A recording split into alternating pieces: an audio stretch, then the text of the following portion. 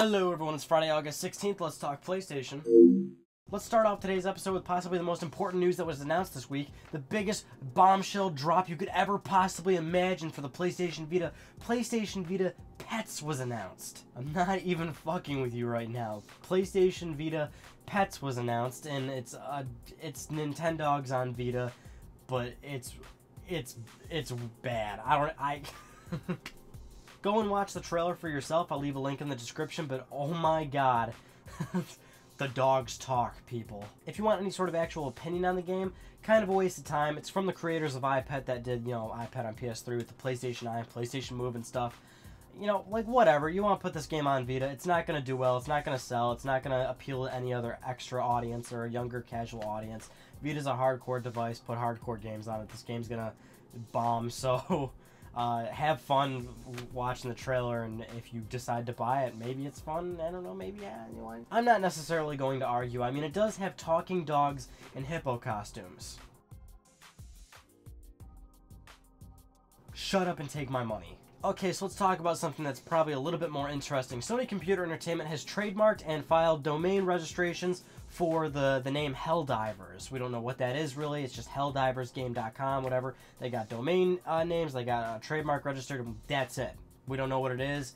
Another exclusive game, obviously, unannounced, so who knows what it could be. There's a couple of good guesses online as to what it could be, but another unannounced title could be for any platform, could be good, could be bad.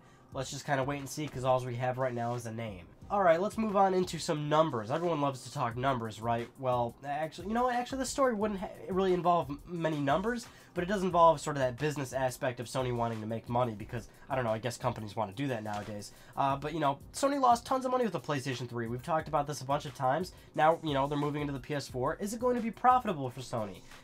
Maybe not just yet. One thing Sony said this week is that they're still trying to, struggle to find profitability in all their divisions, and although they are turning a profit in their previous quarter, moving into the PlayStation division, it's still losing the money, and even though, they're spending all this money with R&D and stuff to make the PlayStation 4, PlayStation 4 is going to still struggle to actually make profit for the company. But they did note that PS4 is not going to struggle that much in terms of turning a profit, because, of course, Sony lost $3 billion with the PS3, so it took them a long time to finally see profit from it. Where, right now they're saying with the PS4, yeah, they're going back into the black, or not back into the black, they're going back into the red with the PS4, but hopefully, down the line they'll start to see money for it a lot faster than they did with PS3. And another reason why Sony's going to be losing money with the PS4 initially is because of, currency, exchange rates, and yen, and all that good stuff. But, Sony's basically saying, we're not going to lose so much money this time. Gotta make those investors happy. Gotta make them happy, man. Basically what I'm saying is they're not going to lose billions of dollars and like $200 per PlayStation that they were selling. Because back with the PS3, it took $800 to make a PS3 and they sold them at $600.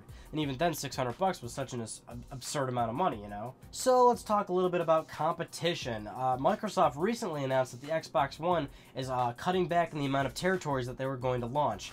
They originally said they were going to launch in 21 markets, and now they're cutting that back down to 13. Countries like Russia, Belgium, and the Netherlands are not going to be getting the Xbox One until 2014, and, well, basically what this equates to is that, Microsoft is pulling back on a lot of territories, and one thing to keep in mind is that most of these territories they're pulling back from are, mainly in Europe, and PlayStation is pretty much has dominance in Europe. That's really where they have a large amount of sales and numbers, and really sort of catch up in that respect. So, basically what I'm saying is Sony's got a pretty damn good position right now. I never really expected Sony to be in this good of a position for PlayStation 4. If you told me back February 20th when they announced the system that they were going to be in this good of a position, I probably wouldn't have believed you, but they've got a compelling price right now. Compelling software is coming, and they've currently still got compelling software announced like NAC, Killzone, Drive Club, and all that. And of course, they're launching in how many other countries now, and these are dominant countries that prefer the PlayStation brand anyway, so they're going to have a head start there. Pre-order sales are looking strong. I mean, all this stuff just combined really shows that Sony's really got a good foothold with the PlayStation 4 right now. They're painting a pretty good picture for themselves, but they just got to keep that momentum up at Gamescom and TGS, because Microsoft is trying to play catch-up right now, and they are making a lot of great choices right now to try and stay competitive. So Sony's just got to keep it up, and keep it moving, and they'll have that dominance, because they've still got all these advantages right now. So this next news story is kind of relevant to the main talking point of today's episode, but the NFL Sunday Ticket, which is a service on the PlayStation 3 to watch football games and all that, American football, and it's not going to be available on the PS3 this year. It was available the past 2 years, and it's not going to be available this year, even if you pay for it. You got to watch it on your PC or wherever you want to do that. Now, what happened there, of course, you look at it and you kind of think, okay, well, Microsoft did actually have an agreement with NFL back when they announced the Xbox One. They sat down with the NFL and everything, talked about their great little contract. So it kind of alludes to the fact that Microsoft might have secured some exclusivity in that right. If this is true, which I'm very inclined to believe it is, would again show that Microsoft is really going for that U.S. dominance, because that's where they are dominating right now. They're crushing the PlayStation 3 with 360 in America right now, and they want to, I guess, continue that momentum. But, this is media, this is services, and it transitions nicely into our next news story, which is Sony working on they are actually. Sony's working with Viacom right now to get streaming for regular TV channels on the PlayStation 3 or Vita or 4, we don't know yet. A report by the Wall Street Journal claims that Sony and Viacom are working together, securing a deal to basically get cable networks on PlayStation devices. I can't say which device because we don't know which one it is, but that's essentially what it is. Cable television on PlayStation devices through internet. So this, I would assume, doesn't include actual, connecting of a cable box or anything like that, because of course, PlayStation 4, 3, or Vita does not have that. It would be more so an app sort of thing that you download to access that content and stream over the internet. And Viacom's a big company. They own a lot of big television networks. MTV, Comedy Central, Nickelodeon. These are big networks. Now, this goes into a wider range of ideas and topics and understanding. But one thing is, to note is, could PlayStation 4 be, or any PlayStation device for that matter, be the media hub that Microsoft was kind of going for when they announced the Xbox One? Because, they announced that thing and they got slammed for all this TV. And of course, gamers don't want to hear that. I didn't want to hear that either, but it's a good business strategy, because the more your product can do and the more it appeals to more people, the more people could possibly go out and buy it. Maybe Sony could be in that position, because I actually said back then that Sony should be in that position. Yes, they should absolutely sell this machine to gamers and say, hey, this machine's for gamers, buy it, because this is a gaming machine.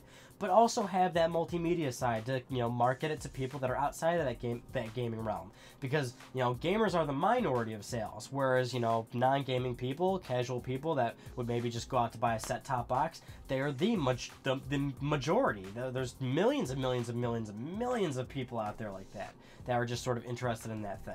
Now, here are all the different elements that could really take place here. One being, the PS4 has the sort of thing that comes to it. It's, this is an internet thing, right? This is a streaming thing. This is like Hulu, Netflix kind of thing.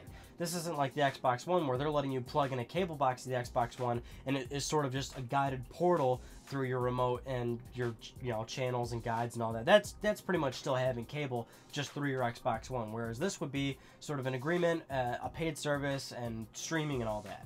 That's kind of what this would be, and it goes to the letter of what would you prefer out of those two. Then it also begs the question, is this an exclusive deal between Sony and Viacom? Because, Viacom has a lot of channels, and those are big name channels. If Microsoft can't get those in terms of streaming, then that could be an advantage, but of course, Microsoft would pretty much have all of it, because it is a cable box sort of situation where you plug it in and you just have access to it. It doesn't really have to be a deal of any sort. It's just sort of a cable box situation. If you see what I'm saying, all you gotta do is plug it into the Xbox One, and it should work as it should. Whereas the PS4, it's gonna work on a deal-to-deal basis. One being that Viacom is a possible deal in the air. It's also not just Viacom. Sony Pictures is also involved. That was back at Sony's 2013 E3, where they had Sony Pictures come up and say, we could do some exclusive content for PlayStation, or bring our content over to PlayStation with the Video Unlimited service and all that. All this stuff kind of encompasses one thing. I mean, PlayStation and Sony has a big opportunity here. They could go for that market, right? That casual market of, hey, it's a gaming machine, but we also have all this media stuff too. And it's not just traditional cable media. It's different means of watching your stuff. It's internet streaming. It's choose what you want, or watch not that many ads, or choose whatever channels you want. Like, these are very complicated things that I doubt will come to fruition, because it's like, cable networks and internet streaming, and even Netflix and Hulu. These things can get very complicated to get to the content you want to finally, but there's opportunity there. Sony could swoop in and try to do something like that, and it definitely takes away from Microsoft's whole Xbox One cable box thing, because that's all it is a cable box. We have cable boxes. I don't need it on an Xbox One. Sony can kind of swoop in and be like, hey, you were trying to do that, you know, multimedia thing. You were trying to do the television thing. Not only do we have the gaming stuff, we're going to do TV rights by, you know, offering streaming services or things of that nature, right? Because everyone loves Netflix. Everyone loves Hulu. Everyone loves Amazon Prime, right? These are just different situations that Sony could take to avoid, to move out of that cable part of television, right? Because we're kind of, I don't know about you, but I'm done with cable. Again, all this is like really complicated to really divulge details into and really talk about, because there's just so many factors and possibilities of what could happen and how it could happen.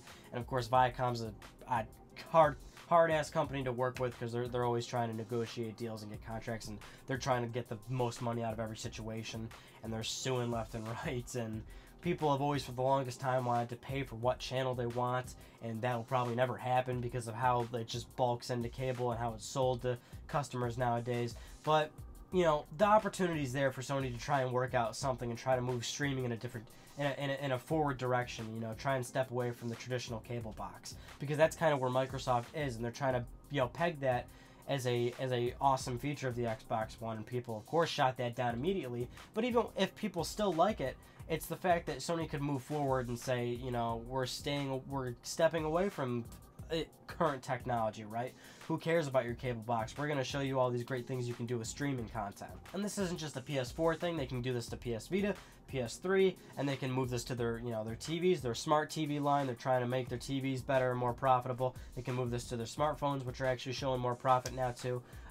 You know, this is just, as a business, this is something they can really grasp and take advantage of, I guess you could say. But it's sort of their opportunity, right? All these businesses are moving into streaming and internet and in the cloud, because that's where we're moving forward to. That's what the future is. And I guess it's an opportunity for Sony to kind of pioneer that if they choose to do so. They're a big corporation. They're certainly capable of doing it. It's just a matter of, will they do it? And I'm not sure they will, just because Sony's made a lot of dumb decisions in the past, but they're making a lot of right ones now. Maybe they could be making even more right ones. And you know, at the end of the day, of course, I'm a gamer, and that's always going to be the #1 thing I care about. But yeah, I watch television. Yeah, I watch movies. I mean, I wouldn't mind if this functionality was built into my PlayStation 4. You guys know that my PS3 is my media hub, and I wouldn't mind my PS4 to be that in new and exciting ways too, I guess. You know, they have opportunity. It's just a matter of, are they going to take it? Because so far from what we're hearing with Sony Pictures and this possible Viacom deal, looks like they are going in the right direction. So hopefully it comes to fruition and it comes together well, and it's something that the end user can benefit from. Alright, I hope you enjoyed this episode of Let's Talk PlayStation, and like I said a bunch of times in this video, Gamescom is coming up. It's this Tuesday. Sony's going to be holding a press conference on Tuesday. I covered the event last year. I did a review, sort of impressions video after the conference. I will be doing that this year, so look out for that. In terms of what we'll be seeing at their conference, or at least I would hope that we see this stuff at their conferences, I would hope to see the PS4's release date finally. I would hope to see a little bit more of the PS4's UI. I think they really don't show enough of that, and you know, we would like to see more of that, obviously. Unannounced PS4 exclusives. We know Sony has them. They have tons of developers that they own. We still don't know what more than half of them are working on, so we have to expect some unannounced PS4 exclusives to be announced at Gamescom. So that's very exciting. I wouldn't expect too much Vita or PS3 stuff. I mean, it's certainly a possibility. We could maybe see that 12GB PS3 come to North America. We could possibly see a Vita price cut. I would love to see something like that to stimulate Vita sales. We don't know. We don't know, obviously.